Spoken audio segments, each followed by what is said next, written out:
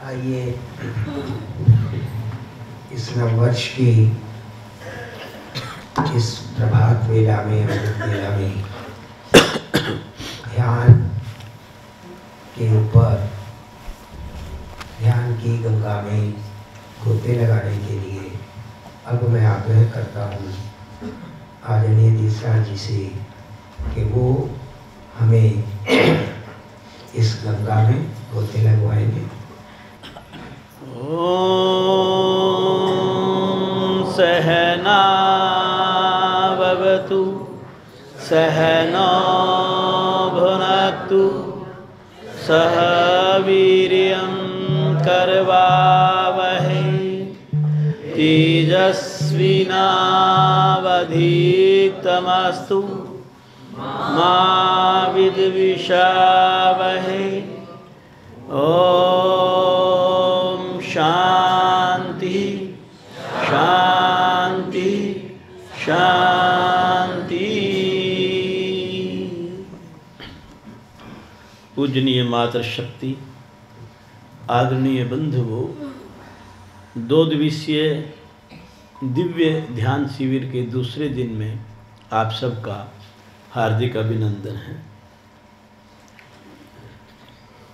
कल हमने ध्यान पर चर्चा करते हुए ये जाना था कि मेरे प्रभु ने इस मानव जीवन की जो रचना की है, इसमें 2 पक्षों का मिश्रण लिया है, जड़ पक्ष और चेतन पक्ष। ये जो माया है, ये जो संसार है, जहाँ हम आकर्षण देखते हैं, इसको जड़ पक्ष कहा गया है। और जो मेरा शरीर दिखाई पड़ता है, ये भी जड़ पक्ष का हिस्सा है, क्योंकि मैं इसी को सजाने में, इसी को खिलाने में और इसी को रिझाने में अपना जीवन की जो भी मेरी ऊर्जा है वो इस पे खर्च कर देता हूँ। पर इसका जो दूसरा पक्ष, जो महान और दिव्य पक्ष है, आध्यात्मिक पक्ष, चेतन पक्ष, उसको मैं वंचित कर देता हूँ और यही मेरे क्लेशों का कारण बनता है, यही मेरे दुखों का कारण बनता है। अतः मुझे अच्छा संग लेकर, अच्छा साहित्य पढ़कर, महापुरुषों को सुनकर, संतों की वाणी को सुनकर, अच्छे लोगों का संग रख करके, सात्विक जो दिव्य आत्माएं हैं, आत्मचिंतन करके, ध्यान करके अपने आध्यात्मिक पक्ष का भी विकास या उसको भी विकसित कर लेना चाहिए, ताकि जड़ पक्ष और चेतन पक्ष में एक अच्छा संतुलन बन जाए और मैं इस जीवन के असली दिव्य रस को भी प्राप्त कर पाऊं। और इसका एक बड़ा सुंदर कल रास्ता बतलाया, भक्ति योग, ईश्वर प्रणिधान, अपने आप को समर्पित कर देना। मेरे द्वारा जो भी क्रियाएं हों, मैं अपने प्रभु को वो क्रियाएं करने से पहले एक बार भाव के रूप में ये तो कह दूं कि प्रभु ये क्रिया मैं नहीं कर सकता, तू करवा रहा है मुझसे, तूने मुझे साधन के रूप में ये क्रिया करने का शुभ अवसर दिया। अगर व्यक्ति में ऐसा भाव आ जाए तो मैं समझता हूं कि समाज में निकृष्ट कार्य करने वाला कोई बचेगा ही नहीं। आप कल्पना कीजिए कि वो समाज कैसा होगा, वो समाज कैसा होगा। यही वास्तव में सच्चा भक्ति योग है। भजन करना भक्ति योग का हिस्सा है, क्योंकि उससे हमारे भाव बदलते हैं। लेकिन जब तक हमारे भीतर ईश्वर प्रणिधान की भावना जागृत नहीं होती, तब तक भक्ति योग कोई अर्थपूर्ण नहीं होता। उसके प्रति समर्पण भाव जागृत करना, ये विषय कल का विषय था। दूसरा मार्ग है पुरुषार्थ। हमें पुरुषार्थ करना चाहिए। पुरुषार्थ ही मेरे जीवन के सुख का आधार बनता है। पुरुषार्थ ही मेरे सौभाग्य का आधार बनता है। जब मैं अपने जड़ पक्ष को ही विकसित करने में लगा रहता हूं तो धीरे धीरे धीरे धीरे होता क्या है कि व्यक्ति पंच क्लेशों में फंसता चला जाता है। और पंच क्लेश क्या है? पंच क्लेश वो हैं जो मुझे अध्यात्म से, मेरे प्रभु से, मेरे ईश्वर से, सत्संग से मुझे दूर लेकर के जाते हैं। एक सूत्र आता है, अविद्या, अस्मिता, राग, द्वेष, अभिनिवेश, क्लेशा। अर्थात अविद्या, अस्मिता, राग, द्वेष और अभिनिवेश, ये वो 5 क्लेश हैं जो मुझे भ्रमित करते हैं, मुझे भ्रमित करते हैं, मेरे भीतर संशय की स्थिति पैदा करते हैं, मेरे भीतर विपर्य ज्ञान अर्थात विपरीत ज्ञान, उल्टा ज्ञान। कई व्यक्ति आपको समाज में ऐसे मिलेंगे, उनको सीधा सोचना ही नहीं आता, हर वक्त दूसरों का बुरा करने में उसका दिमाग चलता है। इसको विपर्य ज्ञान कहा जाता है, विपरीत बुद्धि होना। तो उसका मन कहाँ लगेगा? उसका मन तो निकृष्ट कार्यों में लगेगा। और जो व्यक्ति निकृष्ट कार्य करता है उसको ईश्वर की अनुभूति या ईश्वर की प्राप्ति कैसे हो सकती है? ये दिन भर तो मैं निकृष्ट कार्य करूं और शाम को जाकर के मंगलवार को हनुमान जी की आरती उतारूं, प्रसाद चढ़ाऊं। अगर हनुमान कोई सत्ता का नाम है, किसी शक्ति का नाम है, प्रभु राम अगर किसी शक्ति का नाम है, तो क्या उसको ये नहीं पता ये उक्त व्यक्ति दिन भर क्या करके आया है? निकृष्ट कार्य करके आया है। तो उसको अपने प्रभु का संग कैसे मिल सकता है? कैसे मिल सकता है? इन पंच क्लेशों का एक एक दो दो वाक्यों में अर्थ समझेंगे और फिर ये चिंतन के माध्यम से जब हम ध्यान में बैठते हैं, ध्यान का मतलब केवल ओम का जाप करना नहीं है, आपको अपने भीतर का शुद्धिकरण करना होगा। पहले अंदर जो भाव जमा पड़े हैं, जो वृत्तियां जमा पड़ी हैं, जो संस्कार भीतर हैं, जो विचार भीतर उठते हैं, आपके चित्त के ऊपर जो बुराइयां जमा पड़ी हैं, पहले आप उन क्रियाओं को करो जिससे आपकी वो बुराइयां कट जाएं, कम हो जाएं, कमज़ोर हो जाएं। जब वो कटना शुरू होंगी, कमज़ोर होना शुरू होंगी, निवृत्त होना शुरू होंगी, भीतर का शुद्धिकरण होगा, तब जाकर के कहीं हमारा और आपका ध्यान लगेगा। आप बहुतों को देखिए कि वो ध्यान में बैठ करके देख लो, दुनिया भर के थॉट्स आएंगे, ध्यान लगेगा ही नहीं। तो ये जो चर्चाएं की जाती हैं, चर्चाओं के पीछे यह भी लक्ष्य होता है कि ये चर्चाएं मेरे अंदर के भावों को बदलती हैं, मेरे विचारों को बदलती हैं, मेरे अंदर के जमा मल को धोने का काम करती है, मेरा भीतर शुद्धिकरण होता है, मेरा चित्त निर्मल बनता है, तब जाकर के कहीं मैं ध्यान में बैठने लायक बनता हूँ। गृहस्थी हैं हम।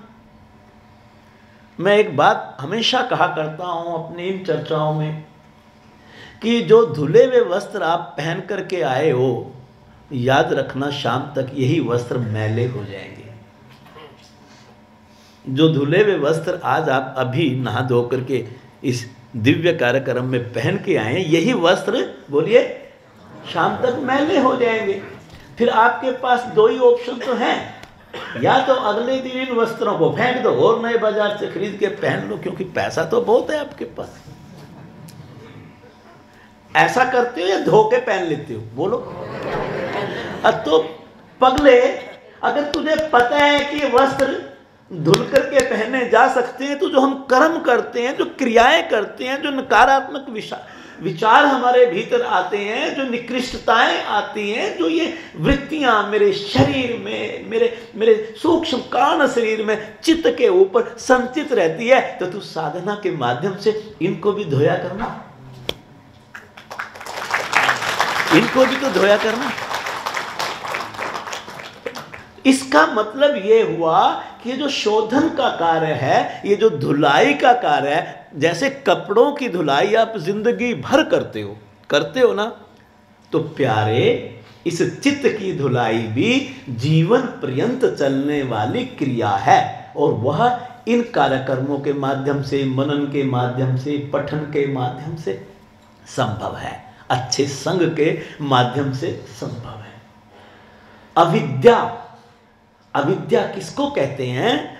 अविद्या कहते हैं जब व्यक्ति अनित्य को नित्य समझता है, जब व्यक्ति अपवित्र को पवित्र समझता है, जब व्यक्ति दुख को सुख समझता है, जब व्यक्ति अनात्मा को आत्मा समझता है।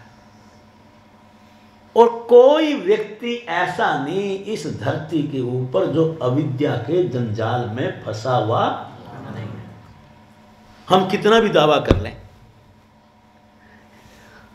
अनित्य को नित्य समझना, इस संसार में जितनी भी चीजें हैं ये सब परिवर्तनशील हैं। आप बचपन में ऐसे थे क्या जैसे आज हो? आज तो चश्मा लग गया आपको, बाल सफेद हो गए, आपके चेहरे पर झुर्रियां पड़ गई। थे ऐसे बचपन पे? आप परिवर्तनशील हैं, आपका घर परिवर्तनशील है, आपके पड़ोसी परिवर्तनशील हैं, है कि नहीं?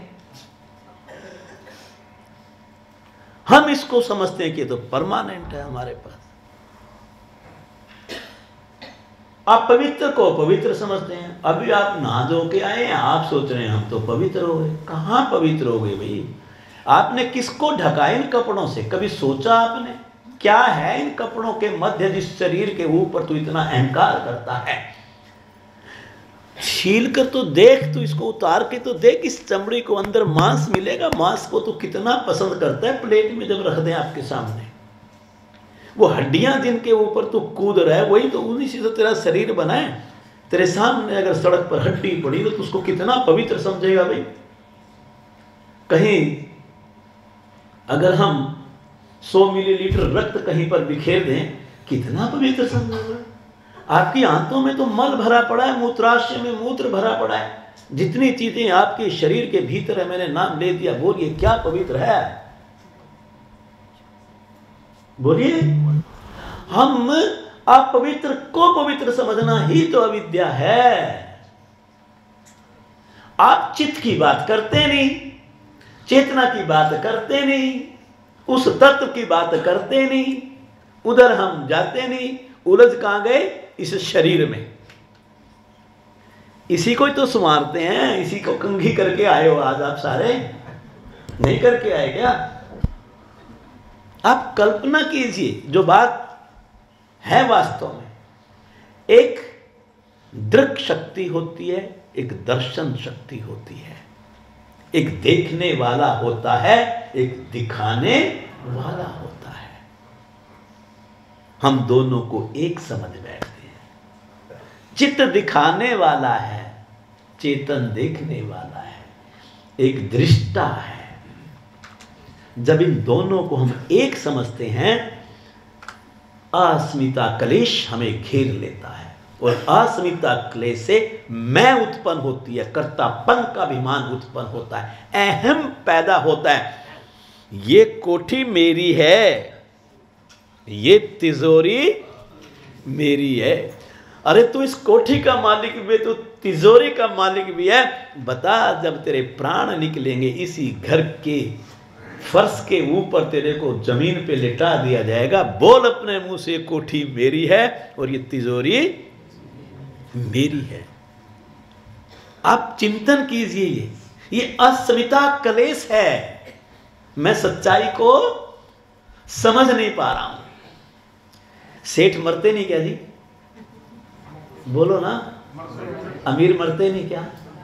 तो कहां है वो कोठी उसकी? फिर बताओ, कैसे है वो तिजोरी उसकी जिसको मेरा कह रहा था? राग के चक्कर में फंसते हैं, सुख करते हैं ना, और आ जाए।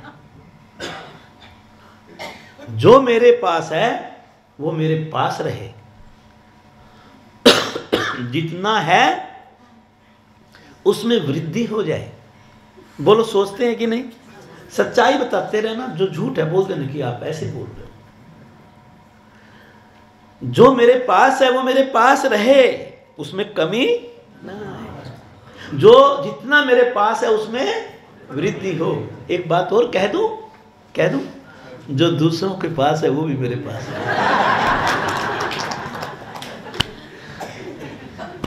अगर ये वृत्ति ना हो हमारी तो बता दो।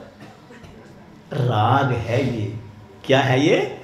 राग है। राग से हमारे भीतर तृष्णा जागती है। तृष्णा वो घी है जो जलती हुई अग्नि में जितना डालोगे अग्नि उतनी भड़केगी। ये तृष्णा है, चाहे धन की तृष्णा हो, चाहे पद की तृष्णा हो, चाहे शोहरत की तृष्णा हो, लेकिन व्यक्ति की ये तृष्णा कभी उसको शांत, बोलो, अगर इस जाल में हम नहीं फंसे हो तो कोई हाथ खड़ा करके बता देना, मैं तो जी तृष्णा को छोड़े बहुत साल हो गए, बचपन से तृष्णा तो मेरे नजदीक लगी ही नहीं। बड़ी सिंपल भाषा में इन क्लेशों पे एक एक वाक्य बोल रहा हूं। हमें पता होना चाहिए क्या है अविद्या, क्या है अस्मिता, क्या है राग और क्या है द्वेष। राग के बाद क्या है? द्वेष। जब आपका सुख चिंता है तो आपको सुख मिलता है। ये वाक्य ठीक है क्या? हाँ ना करो। नहीं, जब सुख चिंता है तो क्या होता है? दुख आता है। दुख से हमारे भीतर घृणा का भाव पैदा होता है, और जो घृणा का भाव पैदा होता है उसी को द्वेष कहते हैं। और जब वो द्वेष की भावना होती है वो क्या करती है? आपके भीतर जब किसी चीज से घृणा हो जाए तो आप क्या करोगे? आप उस वस्तु को ही नष्ट कर देना चाहोगे। अगर किसी व्यक्ति से, आज के समाज में तो व्यक्ति से भी घृणा हो जाए ना, व्यक्ति को ही नष्ट कर देते हैं लोग, मर्डर कर देते हैं, करवा देते हैं। ऐसा नहीं होता क्या? बोलिए। तो आपका द्वेष आपके भीतर हिंसा का कारण बनता है। हिंसा या क्रोध उस बुराई का नाम है जो मेरी बुद्धि का हनन कर लेती है। वो कैसे मुझे अध्यात्म के मार्ग, एक हिंसक व्यक्ति अध्यात्म के मार्ग पर चल सकता है क्या? आप बताइए ना। तो द्वेष वो जंजाल है जो मुझे हिंसक बनाता है। आज समाज में घृणा, नफरत के कारण ही तो इतने, कोई धर्म की आड़ में किसी से, दूसरे से घृणा कर रहा है, दूसरे धर्म वाले से, फिर वो क्या करता है? आतंकवादी बन करके समाज में जिसको नहीं भी जानता वो केवल दूसरे धर्म का है इसलिए मैं उसको मार रहा हूं। ये घृणा का भाव नहीं है क्या? हाँ ना कीजिए। तो यही तो हिंसा है। तो ये व्यक्ति कैसे इसको प्रभु की प्राप्ति हो जाएगी भाई? कैसे इसको ईश्वर की अनुभूति हो जाएगी? क्या ये ध्यान में और उसके संग रहने लायक है क्या? कभी नहीं, संभव नहीं है। और एक है अभिनिवेश कलेश। अभिनिवेश भय को कहा गया है। हम सब भयभीत हैं। बोलो, सच है कि झूठ? चाहे कोई पढ़ा लिखा हो, चाहे कोई मूर्ख हो। पढ़े लिखे से मतलब ज्ञानी से नहीं है, डिग्री होल्डर। सब भयभीत रहते हैं। किससे? छीनने से। किससे से? असुरक्षा से। चाहे ये जीवन हो, चाहे धन हो, जिसके पास जितना ज्यादा धन होगा वो अपने आप को उतना ही असुरक्षित समझता है। रात को नींद नहीं आती, कई बार स्टोर में चूहा कूद जाए और उसमें तिजोरी रखी हो, सच बताओ क्या होगा? शायद आ जाएगा। भय, जाने का भय इस दुनिया से। जो आया है वो जाएगा, ये सबको पता है कि नहीं? फिर भी जाने से, बोलो, डरते हैं कि नहीं? डरते हैं। 101 साल की उम्र हो जाए फिर भी सोचेगा थोड़ा सा और जी। हम भयभीत रहते हैं। एक भिखारी था, उसका भिखारी क्या कहूँ उसको, साधु संत भी कह लो चाहे, भिक्षा लेकर के अपना जीवन का निर्वाह करता था और दिन भर चलता था। रात्रि जहाँ हो जाती थी सड़क के किनारे पड़ के सो जाता था, फिर अगले दिन सुबह अपनी यात्रा शुरू कर देता था। एक सेठ की बहुत बड़ी कोठी थी, नीचे स्टील पार्किंग आजकल होती है ना, 4 मंजिल और महल पूरा। रात्रि हो गई, उस गरीब व्यक्ति की, उस भिक्षुक की, उसने उस कोठी के सामने सड़क के किनारे रात काटने का निर्णय ले लिया। देखा कंकर पड़ी थी, 2-4 कंकर इधर उधर करी, अपना एक सिंपल सी चादर बिछाई और लेट गया। और सेठ जी ने ऊपर से खिड़की से देखा कि गेहवे रंग का व्यक्ति आज तो कोठी के सामने लेट गया। और मन में भाव आया कि ये जो है ना बाबा नहीं है, चोर है। क्या भाव आ गया? चोर है। और सारी रात सोचता रहा, न जाने कब खिड़की तोड़ेगा और अंदर घुसेगा। सारी रात कभी ये करवट ले, कभी वो करवट ले, कभी वो करवट ले, कभी ये करवट ले। 4 बजे उसको 5 बजे उठ के अगले दिन अपने बिजनेस के पर्पज से जाना था। सारी रात जागा, नींद आई नहीं। जाना तो जरूरी था क्योंकि आगे तिजोरी बढ़ानी थी। नहा धो के तैयार हुआ, सूटिड बूटिड हुआ, लेकिन देखा कि बाबा सारी रात घर में घुसा नहीं। तो उस समय वो ब्रह्म मुहूर्त में बाबा ध्यान में बैठा था, जैसे आप बैठोगे अभी थोड़ी देर में। थोड़ा सा अकड़ा, क्योंकि रात को कुछ हुआ नहीं ना। जाके बोला, बाबा टोंट में रात कैसी कटी? रात कैसी कटी? बाबा बोला, वत्स कुछ तेरे जैसी कटी, कुछ तेरे से अच्छी कटी। कुछ तेरे जैसी कटी, बोलो, कुछ तेरे से अच्छी कटी। सेठ को बात चुभ गई। सेठ कहता है, बाबा पहली बात कि तेरे जैसी कटी वो तो मुझे समझ में नहीं आया कि क्यों नहीं कटी। तेरी मेरे जैसी कैसे कटी? मैं तो डल्ला पिल्लो पे सोया और तू कंकर पत्थर में पड़ा है। पर दूसरी तो बिल्कुल ही नहीं मेरे को हजम हुई। कौन सी? जो बाकी तेरे से अच्छी कटी। कहता है, वत्स ऐसा है, जब तक तू और मैं जाग रहे थे तब तक तो हम इस संसार से जुड़े हुए थे, एक जैसी स्थिति थी, वो तो एक जैसी कटी। पर जब मैं सो गया ना, मैं अपने प्रभु की गोद में सो रहा था और तू सारी रात करवटें भरता रहा, तो उसमें मेरी तेरे से अच्छी कटी। उस ईश्वर के संग रह करके देखो तो ये कोठी कार तिजोरी बहुत पीछे रह जाएगी। ईश्वर ने आपको दिया है, इसके लिए भी उसी का शुक्रिया करना। ये मत सोचना ये तेरा है, ये भी उसका है। ये भाव ला करके देखो। इसके लिए आपको इन पंच कलेशों से बचना पड़ेगा, इनको कमजोर करना पड़ेगा। इनको कमजोर करने के लिए महर्षि पतंजलि साधन पाद के पहले सूत्र में क्रिया योग बताते हैं। तपः स्वाध्याय ईश्वर प्रणिधानानि क्रिया योग। क्रिया योग क्या है? तप, स्वाध्याय, ईश्वर प्रणिधान। जब व्यक्ति इनकी साधना करता है, इनका अनुष्ठान करता है, इनकी उपासना करता है, इनको धारण करता है, इनका अभ्यास करता है, इनको जीवन में उतारता है, इनको जीवन में उतारता है, तो धीरे धीरे धीरे धीरे आपकी जो ये पंच क्लेश हैं ये कमजोर पड़ने लगते हैं। वृत्तियों का शोधन होने लगता है, वृत्तियों का शोधन होने लगता है। और कल आपको बतलाया था इन पंच क्लेशों को दूर करने के लिए भक्ति मार्ग भी है, लेकिन इससे भी सुंदर मार्ग हमारा मानना है पुरुषार्थ है। क्या है? आप उसका काम करो, उसका काम करो, फिर चिंता छोड़ दो। जब तू उसका काम करेगा तो वो तेरा काम करेगा। तू मेरे दर पर, मैं तेरे दर पर। कौन कह रहा है? प्रभु कह रहा है, तू मेरे दर पर, तू अपने काम पर, मैं अपने काम पर, फिर मेरा तेरा क्या रिश्ता है बता, कर ले तू। पर तू जब मेरा काम करेगा तो मैं तेरा काम जरूर करूंगा, ये विश्वास रखना। एक बात जरूर याद रखें, दो शब्द होते हैं, एक जीवन और एक भाग्य। क्या है? एक जीवन और दूसरा भाग्य। जीवन क्या है?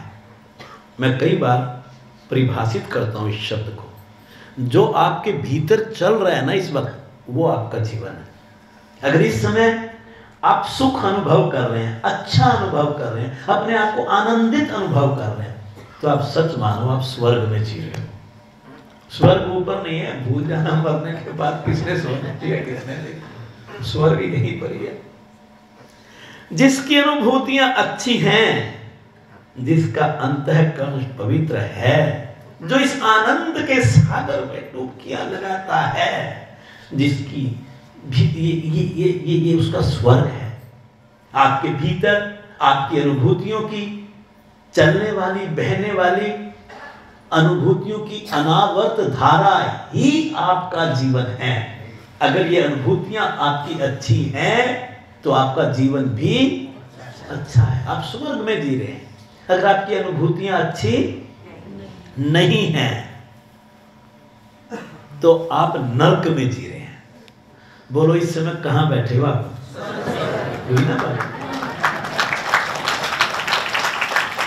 सकारात्मक सोच, आध्यात्मिक जीवन, अच्छा संग, अच्छी अनुभूति, अच्छे विचार, अच्छे कर्म, अच्छी वृत्तियां, आप सच मानो ये स्वर्ग की सीढ़ियां हैं।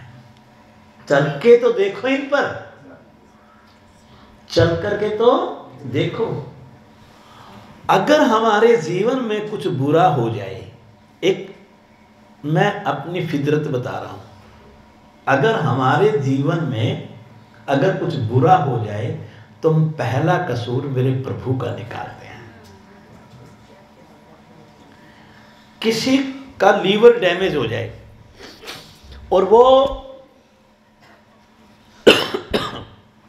हॉस्पिटलाइज हो जाए, आईसीयू में पहुंच गया, और बाहर रिश्तेदार घर पे मिलने आए या ना आए, लेकिन घर का मेंबर हॉस्पिटलाइज हो ना, तो चाहे सामाजिक दृष्टि से मुंह दिखाने के लिए ही सही, पर आते बहुत हैं और आकर के खुश नहीं मुंह लटका के बिठा बैठते हैं दिखाने के लिए कि देखो मैं भी दुखी हूं तेरे दुख में। तो अब लीवर खराब हो गया, पेशेंट आईसीयू में है, वेंटिलेटर पे पहुंच गया, और बाहर चारों रिश्तेदार अपना वो बैठे हुए हैं, जेठानी, देरानी, मामा, फूफी जो भी है, और पता क्या कहेंगे? भगवान को ये मंजूर था, भगवान को मंजूर था। अरे भले इंसान, भगवान तुम्हारा लीवर डैमेज करने के लिए रह गया, उसके पास और काम नहीं है क्या? आप कल्पना तो करो, आप क्या कह रहे हो, कसूर किसका निकाल रहे हो? अरे भाई, जो व्यक्ति आईसीयू में पहुंच गया, वो पिछले 20 साल से कंटिन्यूअसली शाम होते ही मदिरा का सेवन करता था, और वो मदिरा का सेवन लीवर को डैमेज करता है, और डैमेज करते करते उसकी ऐसी स्थिति आ गई कि वो कहां पहुंच गया? बेड पे पहुंच गया। आप बताओ, ये उसके कर्मों का प्रारब्ध है? दुख का कारण वो है कि मेरा प्रभु है? और ईमानदारी से बतलाओ, इस दुनिया में, इस समाज में हम कसूर किसका निकालते हैं? ईश्वर का। आप कल्पना करो, उसका कसूर निकालते हुए हमें जरा सी भी, आगे तो आप बोल लेते हो ज्ञानी हो। अगर हमारे ऊपर कोई दुख आता है, अगर हम किसी कष्ट में आते हैं, तो प्यारे ये कभी मत भूला करो, वो तेरा प्रारब्ध है। अच्छा करोगे तो प्रारब्ध भी अच्छा होगा, अगर आप बुरा करोगे तो बोल दो प्रारब्ध भी बुरा होगा। ये बिल्कुल सत्य है। इस भाग्य को मेरे ईश्वर ने मुझे सप्त धातु 5 तत्व और इन 5 प्राणों से सुंदर शरीर की रचना करके स्वयं भीतर विराजते हुए इसका मालिक बना दिया। इससे ज्यादा तुझे क्या देगा वो? इससे ज्यादा तुझे क्या देगा? तू इससे कर्म कर और कर्म करके तू अपने भाग्य का निर्माता स्वयं बन, कसूर प्रभु का मत निकाल। तो अपने भाग्य को हम बनाते हैं, ईश्वर नहीं बनाता। ईश्वर हमें भाग्य बनाने लायक बनाता है। ईश्वर हमें भाग्य बनाने लायक बनाता है। ये जो भाग्य का अगर आपने निर्माण करना है, अच्छा भाग्य बनाना है, अच्छे भाग्य को क्या बोलेंगे? सौभाग्य बोल दें। और बुरे भाग्य को क्या बोलेंगे? भाग्य बोल दो। ये दोनों के निर्माता कौन? हम खुद हैं, हम खुद हैं। और भाग्य का निर्माण पुरुषार्थ से होता है। आज एक ही शब्द है मेरा, पुरुषार्थ। और आपको संस्थान भी समझ में आएगा। संस्थान आपसे कुछ नहीं चाहता, आपको पुरुषार्थ करने के मार्ग पर ले जाना चाहता है। और आप सच मानो, इससे बड़ी कोई चाबी नहीं जीवन को स्वर्ग में बदलने की। जीवन को स्वर्ग में बदलने की सबसे पहला पुरुषार्थ है स्वास्थ्यात्मक पुरुषार्थ। बोल दीजिए क्या? स्वास्थ्य को बोलते हैं, हेल्थ को।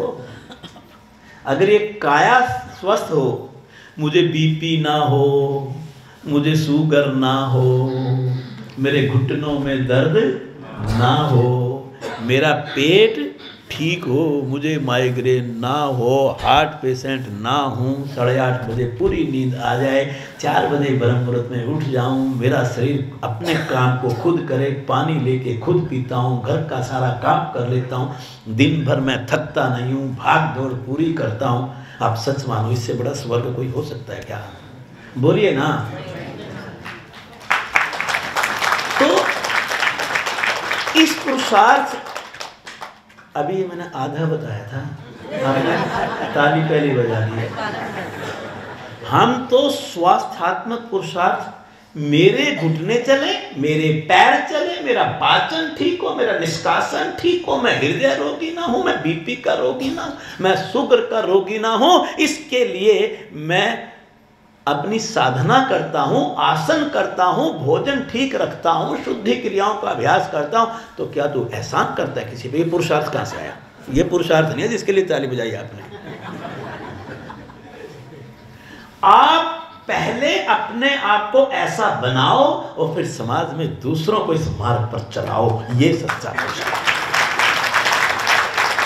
काम तो उसका करना पड़ेगा। अभी तक तो जब तू अपने घुटनों के लिए ठीक करने के लिए घुटनों की क्रिया कर रहा था, जब तू खुद रबड़ नेति सूत्र नेति कर रहा था, जब तू सूर्य नमस्कार कर रहा था, तो अपने शरीर को ठीक कर रहा था। लेकिन पुरुषार्थ करना है तो स्वयं सूर्य नमस्कार सीख करके, आगे बोल दो, दूसरों को सूर्य नमस्कार करना सिखाना है। बोलो, भारतीय योग संस्थान ये काम आपसे करवाता है कि नहीं? इस संस्था का प्रारूप भी समझ में आना चाहिए। हम यहाँ गुरु बनने के लिए आपके मध्य नहीं आते। हम आपके मध्य इसलिए नहीं आते कि आप घर से आज 100 और 500 का नोट लेकर के आए और यहाँ चढ़ा दो ना। आपकी उंगली पकड़ के आपको मार्ग जरूर दिखाएंगे। देख भाई, तू अगर हृदय रोगी से बचना चाहता है तो ये अंग्रेजों की काली चाय से बच जा, और अमृत पे के साथ उसमें क्या मिला के? अर्जुन चार मिला के उसको पका करके पिया कर, और तेरी अंदर की नलिकाएं सारी खुली रहेंगी। तू कभी बीपी का पेशेंट बनेगा नहीं और हृदय रोगी बनेगा नहीं, तो स्वस्थ जीवन जिएगा। और जब तुझे पता चल जाए कि अमृत पे और अर्जुन छाल में इतना बड़ा राज है, सूर्य नमस्कार में इतना राज है, रबड़ नीति और सूत्र नीति में इतना बड़ा राज है, तो दूसरों को भी प्रेरणा दे इसकी। और जिस दिन तू केंद्र का संचालन करते हुए ऐसी प्रेरणा दूसरों को देने लायक हो बन जाएगा, तेरे जीवन में ये सच्चा पुरुषार्थ आ जाएगा। देखो, इन तालियों में दम है, पहले वालों में नहीं था।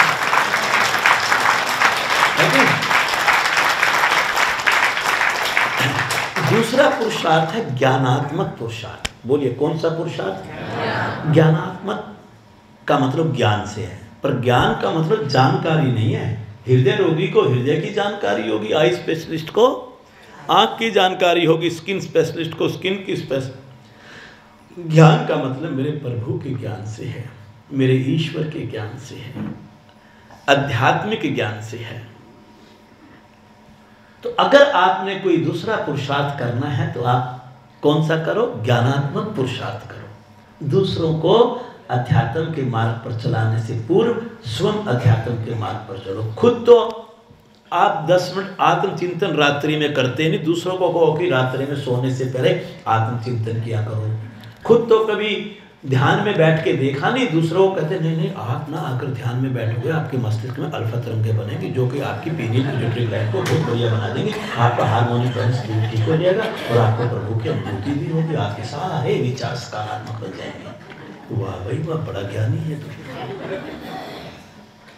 स्वयं बैठ करके देखो, स्वयं बैठ करके देखो, स्वयं अनुभूतियां देखो, देखो भीतर कैसा दिव्य प्रकाश पर आपके अंतःकरण को प्रकाशित कर रहा है, कैसे वो तरंगे आपकी एक एक कोशिका को तरंगित कर रही हैं, कैसे आपके हार्मोन के अंदर वास्तव में परिवर्तन आ रहा है। अपने शरीर और मन पर आए हुए परिवर्तन को शैली के माध्यम से शब्दों में बांधकर जब तुम सामने वालों के सामने उनको प्रेरणा दोगे, वो ज्ञानात्मक पुरुषार्थ बन जाएगा। और जब हम ऐसे कार्यक्रमों में आते हैं संस्थान के, आप बताओ हमें हमारा आडंबर तो यहाँ होता ही नहीं ना, यहाँ कोई वहमबाजी होती कि तू 2 ईंट उस चौराहे पे रख करके वहाँ पर सरसों का तेल डाल देना, तेरा बच्चा जो है ना 90% मार्क्स ले जाएगा। नहीं भैया, मार्क्स तो बच्चे को पढ़ने से आएंगे और पढ़ने लायक बनाने के लिए माँ बाप को संस्कार देने पड़ेंगे, घर का वातावरण बढ़िया बनाना पड़ेगा। 2 ही रास्ते, या तो तू 31 दिसंबर को तेरी तिजोरी में नोट है, तू 5 स्टार होटल का एक टेबल बुक कर ले, 50,000 रुपये लगेंगे पूरी फैमिली के, और वहाँ डांस चलेगा और मदिरा का सेवन होगा और आकर के टहलता हुआ अपने घर पे आके बेहोश होकर सो जाना, अगले दिन 12 बजे उठना। एक होता है कि रात्रि में 8:30 बजे सात्विक भोजन करने के बाद आप 8:30 बजे गर्म दूध पी करके सो जाना, सुबह 3:30 बजे उठना और अपना नहाना धोना, 1 घंटा साधना करना और फिर मॉडल टाउन के इस पवित्र प्रांगण में बैठ करके ध्यान का अभ्यास करना। मार्ग तो 2 ही है जी, 2 ही मार्ग है। एक वो जिसमें कि तू संसारिक इस आकर्षण से आकर्षित होकर के अपने जीवन को नरक में धकेल रहा है, एक वो कि सात्विक संग लेकर के अपना सत्संग करके अपने जीवन को सुखी कर रहा है। चॉइस ये आपकी है, प्रभु ने आपको ये रास्ता देता, आपको चुनना है, जो सा रास्ता चाहिए वो ले लो। और जिस दिन आप इस लायक बन जाओ तो सच मानना, अगर आपने अपने भाग्य को सौभाग्य में बदलना है तो आप दूसरों को भी इस काम के लिए प्रेरित करना। आप में से बहुत से होंगे जिन्होंने दूसरों को कहा होगा, देखो भाई आज हम 9 वर्ष के सुबह प्रातःकाल यहाँ ध्यान का अभ्यास करेंगे। अब जो कहने से यहाँ आए होंगे उनको भी मार्ग मिल गया, अब वो आइंदा से 5 स्टार होटल में बोलो। ये बात समझ में आ गई? चलिए, आप अच्छे हैं। तो इसके लिए आपको आध्यात्मिक ज्ञान के लिए आपको आत्मचिंतन में बैठना होगा, ध्यान में बैठना होगा, आपको महापुरुषों को सुनना होगा, आपको संतों को सुनना होगा, आपको आध्यात्मिक साहित्य पढ़ना होगा। मैं एक बात कहा करता हूँ, ध्यान के अभ्यासी को अपनी एक पुस्तक है, ध्यान की पुस्तक, पता नहीं आज है साथियों के लिए, जिनके पास नहीं है वो लेकर के जाना। आप हर रोज रात्रि में सोने से पहले आधा पेज केवल पढ़ो, आंख बंद करके उस पर चिंतन करो, इन शब्दों का क्या मतलब है, मेरे जीवन में ये क्या महत्व रखता है। और 6 महीने तक मेरे कहने से आप ये क्रिया करके देखो, देखो आपका स्वभाव और आपका विचार और आपका अंतःकरण में कितना परिवर्तन आएगा, जीवन ही बदलता नजर आएगा। और जब आपने ये करने की ठान ली तो आप अपनी बेटी की ससुराल में एक पुस्तक गिफ्ट कर दो। इतना सामर्थ्य तो हमारा है, 100 रुपये की पुस्तक है, आप क्या करते हो, आप 100 रुपये की पुस्तक ना दे करके उसको गुलाब वाले की मिठाई या कौन सी होती है सबसे महंगी मिठाई बोल दो, है नहीं, हल्दीराम की, जिसकी भी है, वो मिठाई का डिब्बा लेकर के जाते हैं। तुम्हारी समधन है डायबिटिक, आपने उनका डिब्बा भेज दिया, और वो जो ना सोचेगी नहीं नहीं ये तो समझाने से आई है ना, तो खानी चाहिए, वो खाएगी। आपने क्या किया? हाँ, टेस्ट तो करेगी, समझाने की है। तो क्या किया ये आपने उसकी शुगर 220 से 320 कर दी। पहले बेचारी गोली खा के गुजारा कर रही थी, अभी इंसुलिन लगाएगी। बहुत अच्छा किया ना। आप अच्छा देखो, किसी को भी मार्ग दिखाने के कई रास्ते हैं। आप ऐसे रिश्ते में जाकर के पुस्तक गिफ्ट करो, उनको बोलो कि आप आधा पेज रोज ये पढ़ा करो, इससे आपकी टेंशन कम होगी। जब टेंशन कम होगी आपका मन शांत होगा, जब मन शांत होगा तो आपका ग्लैंडुलर सिस्टम ठीक होगा, आपका ग्लैंडुलर सिस्टम ठीक होगा तो आपकी पैनक्रियाज इंसुलिन ठीक प्रकार से बनाने लगेगी और आपका मधुमेह कंट्रोल में। आप समझे मेरी बात? ये कौन सा पुरुषार्थ है? ज्ञानात्मक पुरुषार्थ। आपको ज्ञान हो गया कि ध्यान का ये अच्छा असर पड़ता है, तो इसको समाज में दूसरों तक पहुंचाओ। तो ये ज्ञानात्मक पुरुषार्थ से आपको सौभाग्य मिलता है। और अगर आप निंदा का कारण बन करके जीतते हो समाज के अंदर, किसका कारण बनते हो, तो ये आपका दुर्भाग्य है। ऐसे भी तो होते हैं जो उल्टे ज्ञान फैलाते हैं, तो फिर वो किसका कारण बनते हैं? निंदा का कारण बनते हैं। और तीसरा है हमारा प्रतिष्ठात्मक पुरुषार्थ। प्रतिष्ठा समझते हैं? प्रतिष्ठा का मतलब लोग आपका अनुकरण करें, आपको अच्छा बताएं, आपके विचार पसंद आए, आपका जीवन पसंद आए, आपका रहने का, उठने का, सोचने का, करने का तरीका पसंद आए। आप सोचिए, जब मैं केंद्र प्रमुख नहीं था, एक आम व्यक्ति के रूप में मैं किसी कॉलोनी में रह रहा था, मुझे कौन जानता था। लेकिन जब मैं केंद्र प्रमुख बना तो मोहल्ले में जितने लोग हैं वो सब जानेंगे कि सफ़ेद कुर्ता पजामा, नीला बैग, ठीक 5 बजे इस गली से हर रोज निकलता है। अब उम्र बढ़ते बढ़ते 75 साल की होगी, फिर भी चाल वही है, खाता है, पीता है, बिल्कुल सही स्वस्थ रहता है, और सुबह उठ जाता है, रात को जल्दी सोता है। और जो व्यक्ति बीमार होगा वो उसका अनुकरण करके केंद्र पे जाना शुरू करेगा। जब वो भी उसका अनुकरण करेगा तो वो भी,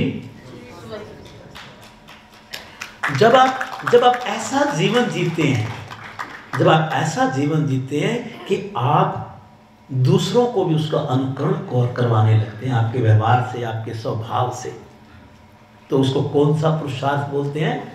आपको देख करके चारों लाइन पर आ जाए। ऐसा होता नहीं क्या? ऐसा होता है। आप उसको प्रेरणा दे करके लेके जाते हो, फिर वो अनुकरण करता है कि हाँ ये तो अच्छी बात है, मुझे तो आज तक पता ही नहीं था। एक बार इसी एरिया का उदाहरण है मेरा, शायद धर्मपाल जी को याद आ जाए, क्योंकि धर्मपाल जी इस योग में मेरे साथ, और जयप्रकाश जी, इनकी मेरे साथ बराबर यात्रा है। लगभग सन 1985 में हम इस संस्था से जुड़े, और मुझे टैगोर पार्क आपके पास में है, उसका केंद्र प्रमुख बनने का सौभाग्य प्राप्त हुआ। तो वहाँ पर एक निरंकारी कॉलोनी से एक कोई साधक आता था, उसको हमारे एक साधन लेकर के आए थे। तो उसके 4-5-6 महीने के बाद मुझे उस गली से निकलना पड़ गया किसी मीटिंग के लिए। ठीक है रहूँ ना? बस ठीक है, देखो याद भी आ गया। उस गली से निकलना, क्योंकि ये भी मेरे साथियों में एक मीटिंग लेके मैं जोन का प्रेसिडेंट हो चुका था इसका मतलब उस टाइम, और वहाँ से मैं निकलने लगा। तो उनकी घर की महिलाओं ने मुझे कहा कि हाथ जोड़ करके ऐसे कि आप हमारे यहाँ चरण रख दो। मैंने कहा भी मैं तो महापुरुष नहीं हूँ, मैं कहे कि चरण रख दूँ, मेरे तो पैर हैं, आप इस तरफ शरण तो मैंने कहा पर भूखे होते हैं। लेकिन मैं फिर भी घर चला गया, रिस्पेक्ट में बुलाया, उन्होंने कुर्सी बिछा दी, उनकी बहुएं आई, उन्होंने पाँव छुए। मैंने कहा, कहने के जी आपने तो हमारा जीवन ही बदल दिया, घर भी बदल दिया। मैंने कहा मैं तो घर देखा ही पहले ही बात है। ये सच्ची कहानी अपने जीवन की, आपके एरिया की बतला रहा हूँ। मैंने कहा मैंने कहाँ से आपका घर बदल दिया, कहाँ से जीवन बदल दिया। मैंने कहा इसका रहस्य मुझे समझ में नहीं आया, आप सच लाओ। पता है जयप्रकाश जी को, धर्मपाल जी को, इसका सच्ची कहानी है। तो कहते हैं जी हमारे उनके हस्बैंड जो है ना SI थे दिल्ली पुलिस में। कहते हैं ड्यूटी पे भी मदिरा सेवन करके जाते थे। और जब से ये आपके संग लगे, इन्होंने मदिरा छोड़ दी। कहते हमारा जीवन स्वर्ग बन गया। तो आप सच मानो मेरे रोंगटे खड़े हो गए। और मैंने कभी भी अपने मन से, मैं कभी किसी को कहते ही नहीं, अब 2 दिन आपके साथ रह के जाऊंगा, मैं नहीं कहता किसी को कि भी आप मदिरा का सेवन कर छोड़। अरे बुराई कभी छोड़ने से नहीं आती प्यारे, ये याद रखो कि जीवन में अच्छाई को अपना लो, बुराई स्वतः ही छूट जाएगी। ये नियम है, ये भगवान का नियम है। आप अच्छे लोगों का संग पकड़ लो, आपको शर्म आएगी मदिरा सेवन करते हुए। कैसे हो सकता है वो व्यक्ति फिर ऐसे सत्संग में बैठ करके और फिर वो जीवन जिए? हो नहीं सकता। तो हमें उनको कहने की जरूरत ही नहीं। वैसे इसमें आगे भी कोई कहानी थी, उसको छोड़ूंगा, समय ज्यादा हो जाता है, कोई बात नहीं। आखिरी है भावनात्मक पुरुषार्थ। बोलो कौन सा पुरुषार्थ है?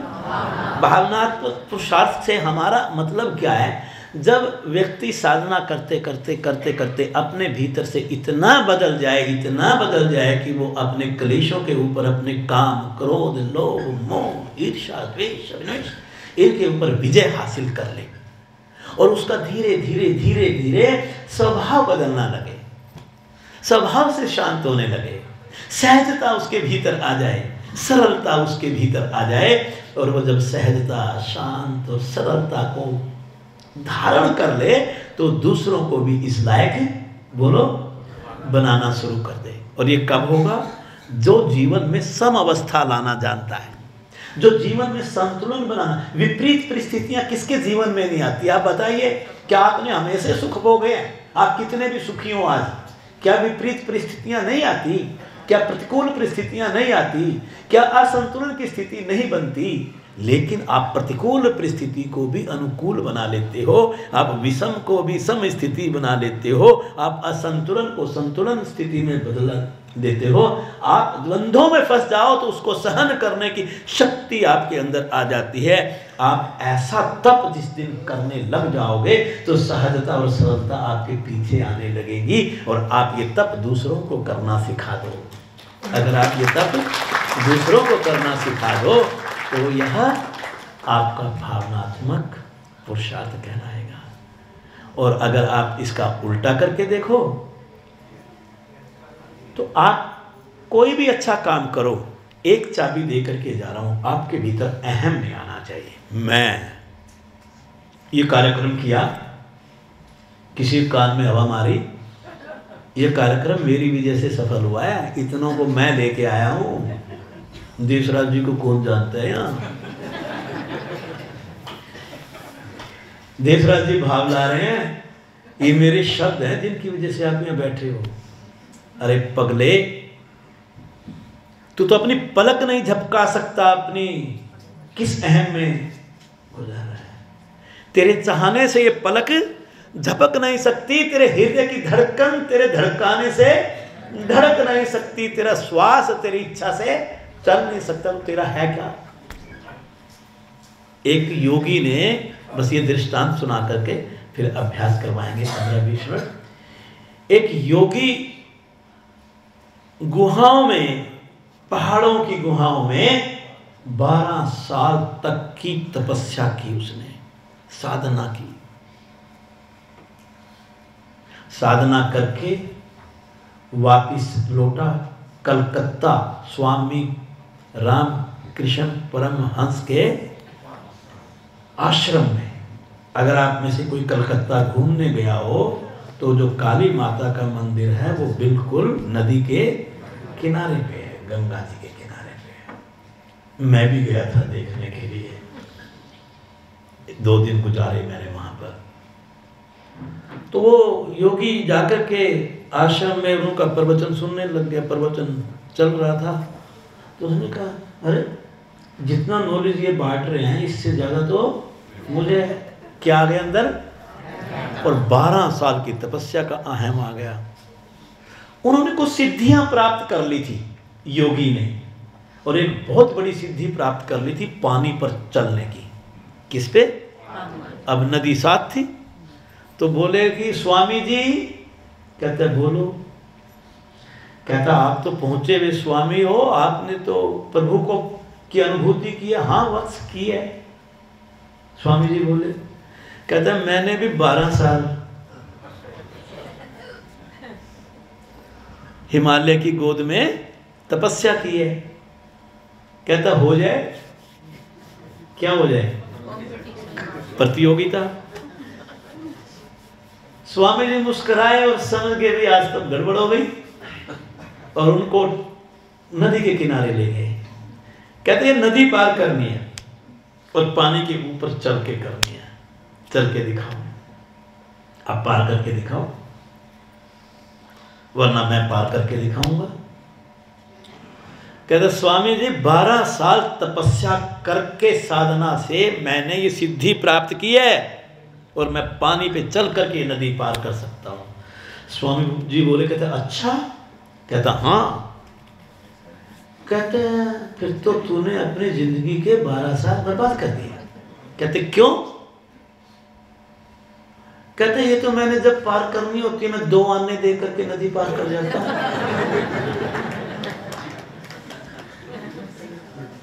आप समझे बात? बस इसी में सारा भाव समझ जाना कि अहम जो होता है ना, वो साधना को और पुरुषार्थ को गिरा देता है। कभी भी साधना में और पुरुषार्थ में अपने भीतर अहम पैदा ना करें। एक बार अपने आसन पर खड़े हो जाएंगे।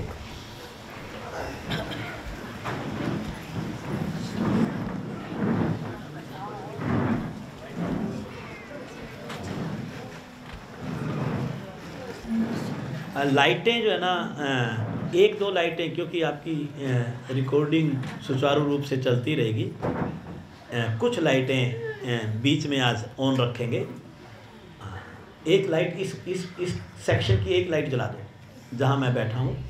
इस सेक्शन की जिन्होंने बंद की है अभी, इस सेक्शन की एक लाइट जला दें। एक लाइट एक सेक्शन की जला करके रखें। आंखें बंद कर दें।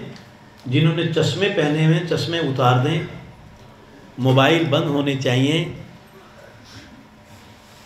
ये आध्यात्मिक यात्रा है जी, ये सच्चे प्रभु के मिलन का मार्ग है।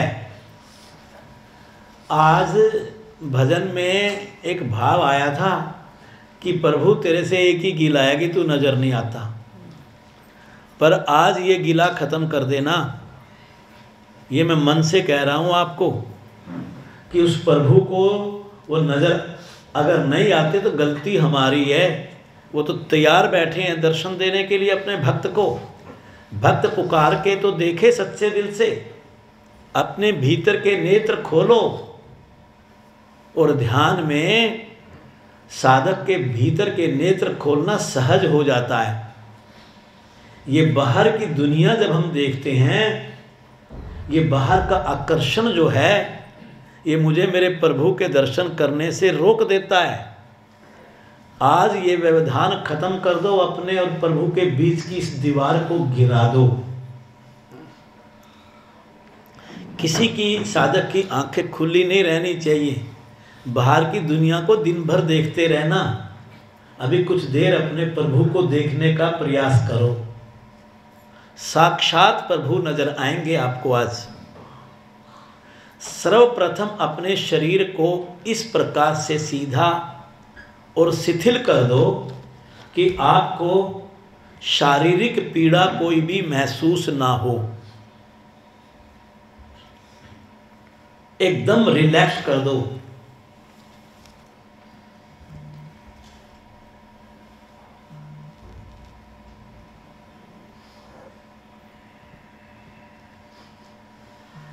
नासिका से मात्र केवल स्वैच्छिक रूप में मेरे प्रभु का जो उपहार मुझे मिला है, जो कि जन्म से पहले श्वास से अंतिम श्वास तक श्वसन क्रिया के रूप में मेरे साथ रहता है, उसके दर्शन करें आप। जिसको श्वासों के दर्शन करने आ गए, उसको अपने प्रभु के दर्शन करने आ गए। हर श्वास में आपके प्रभु हैं। जब आप मन की आँखों से इन चलते हुए श्वासों को दृष्टा बनकर देखते हो, तो आपको ये समझ लेना चाहिए कि हर श्वास आपके प्रभु हैं, आपको अपने प्रभु के दर्शन हो रहे हैं। इस भाव से इन श्वासों को दृष्टा बन करके देखते जाएं। श्वास आ रहा है, श्वास जा रहा है। हर श्वास मेरा जन्म है, हर श्वास के साथ जन्म होता है मेरा। हर श्वास जो बाहर जाता है, बाहर जाने वाला श्वास मेरी मृत्यु है, क्योंकि बाहर गया श्वास अगर वापस नहीं आया तो मृत्यु निश्चित है। जन्म और मृत्यु और मेरे ईश्वर इन श्वासों के अंदर समाये हैं। अतः अपने प्रभु के इस अमूल्य उपहार के दर्शन प्रतिदिन किया करें आप।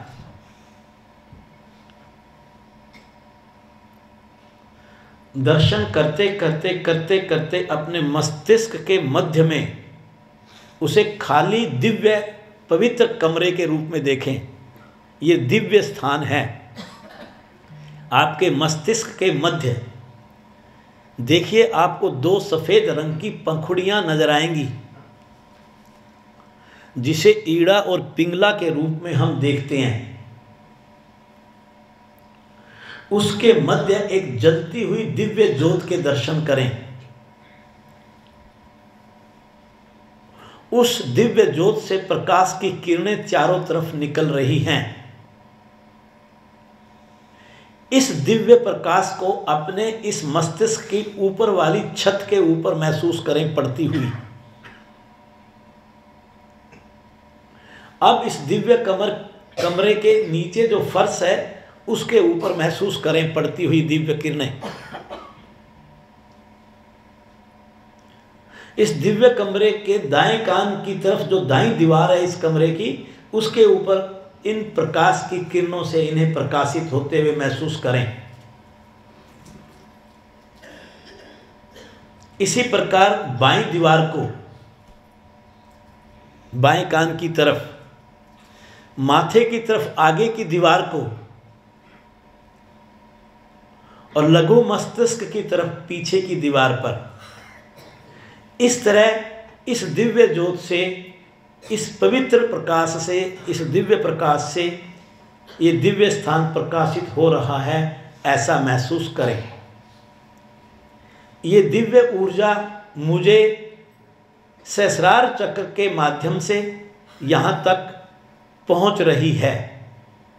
यह वह ब्रह्मांडीय ऊर्जा है जो यहाँ से सुषुम्ना मार्ग की यात्रा करती है और पहले विशुद्धि चक्र, फिर अनाहत चक्र, फिर मणिपुर चक्र, और फिर स्वाधिष्ठान चक्र, और फिर मूलाधार चक्र तक ये ब्रह्मांडीय ऊर्जा पहुँचते हुए वहाँ के चक्रों की सभी पंखुड़ियों को खिला देती है।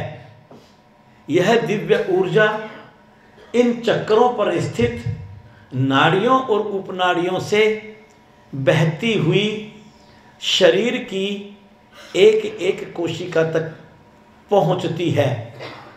आप अपने शरीर की एक एक कोशिका में इस दिव्यता का, इस दिव्य ऊर्जा का, इस ब्रह्मांडीय ऊर्जा की अनुभूति करें। अनुभव करें कि जैसे पूरे शरीर की एक एक कोशिका इस दिव्य ऊर्जा से स्पंदित हो रही है, इस दिव्य प्रकाश से प्रकाशित हो रही है, ऐसा भाव लाएं। जब मैं आज्ञा चक्र पर अपनी सजगता का केंद्र बनाकर अपने प्रभु को प्रणव नाम से पुकारता हूँ, तो यह ब्रह्मांडीय ऊर्जा प्रचुर मात्रा में ग्रहण करता हूँ मैं, जो पूरे शरीर में पहुँचती है, मेरे स्थूल, सूक्ष्म और कारण शरीर को प्रभावित करते हुए मैं अपने प्रभु के साक्षात दर्शन करता हूँ। ऐसा मन में भाव लाएं। 2 बार मेरे प्रभु को पुकारा जाएगा, आप केवल सुनेंगे और तीसरी पुकार से आप भी इस पुकार का हिस्सा बनेंगे।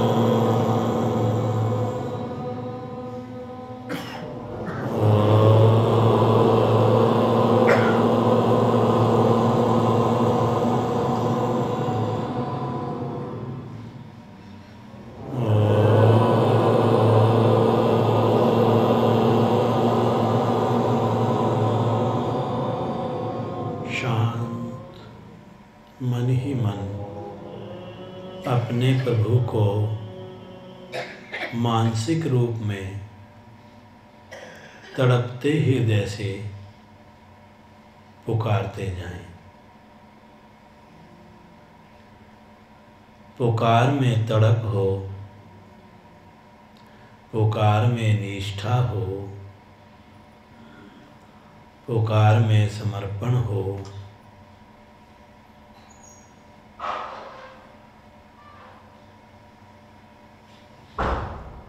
ऐसा लगे जैसे आँखों से अश्रुधारा बह रही है। ऐसे तड़पना है अपने प्रभु से मिलने के लिए। ये इलम खत्म हो जाएगा कि प्रभु मिलते नहीं हैं। साक्षात प्रभु आपको अपने दर्शन दे रहे हैं। प्रभु आपके ऊपर फूलों की वर्षा कर रहे हैं नव वर्ष के उपलक्ष्य में। प्रभु स्वयं आपको 2024 1 जनवरी प्रातः ब्रह्म मुहूर्त में अपने भक्त से साक्षात मिलने आए हैं। देखिए कैसा सुंदर दृश्य है। मेरे प्रभु मेरे सामने हैं, मैं प्रभु के सामने हूँ। हम दोनों एक दूसरे के आमने सामने हैं। क्या दिव्य दृश्य है। धन्य हो गया मैं अपने प्रभु को पाकर। दोनों मिलकर हम एक हो गए। प्रभु मुझे अपने से कभी अलग मत करना। प्रभु मुझे हमेशा अपनी गोद में रखना।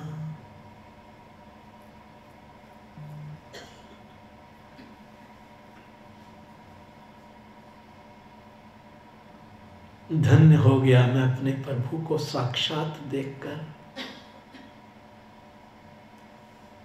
प्रभु आप कितने दयालु हैं।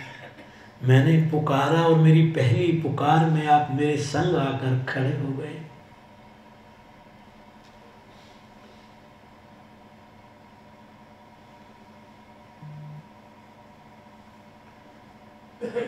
प्रभु अपने भक्त से कभी दूर नहीं होते। पगले मैं तो तेरे भीतर था, तेरी श्वास में था मैं, तेरी धड़कन में था मैं। तूने मुझे पुकारा ही नहीं। आज तूने मुझे पुकारा तो मैं तेरे साथ हूँ। तू जब जब भी सच्चे मन से मुझे पुकारेगा मैं तेरे को साक्षात तेरे भीतर नजर आऊंगा।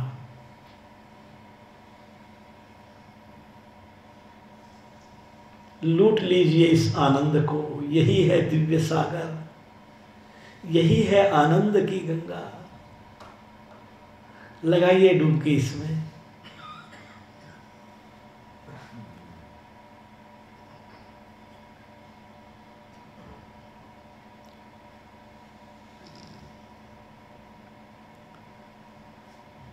भक्त को रोते हुए प्रभु कभी भी सहन नहीं कर पाते, उसे अपने सीने से लगा लेते हैं।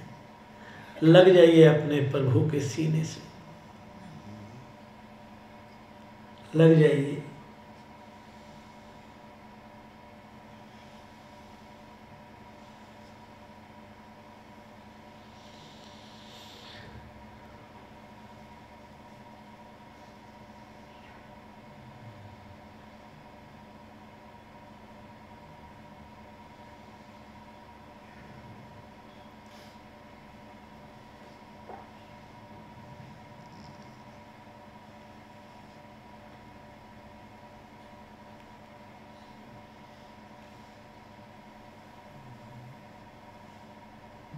मांगिए अपने प्रभु से, आप इस ब्रह्म मुहूर्त में क्या मांगेंगे? प्रभु मुझे तेरा केवल आशीर्वाद चाहिए प्रभु, बस ऐसे ही अपनी कृपा मुझ पर बरसाते रहना, और मुझे ऐसा बना दो मेरे प्रभु, मुझे ऐसा बना दो मेरे प्रभु, बस मैं तेरी नौकरी करता रहूं, तेरा कार्य करता रहूं, मुझे और कुछ नहीं चाहिए मेरे प्रभु, मुझे और कुछ नहीं चाहिए। तेरी कृपा मुझ पर बरसती रहे मेरे प्रभु, तेरी कृपा मुझ पर बरसती रहे, तेरी कृपा मुझ पर बरसती रहे।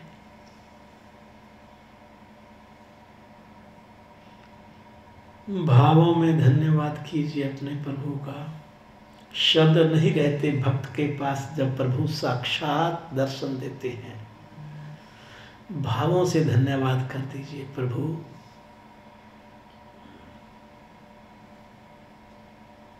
तेरा लाख लाख शुक्रिया, तूने दर्शन दिया, आशीर्वाद दिया, अपनी गोद में उठाया, अपने सीने से लगाया।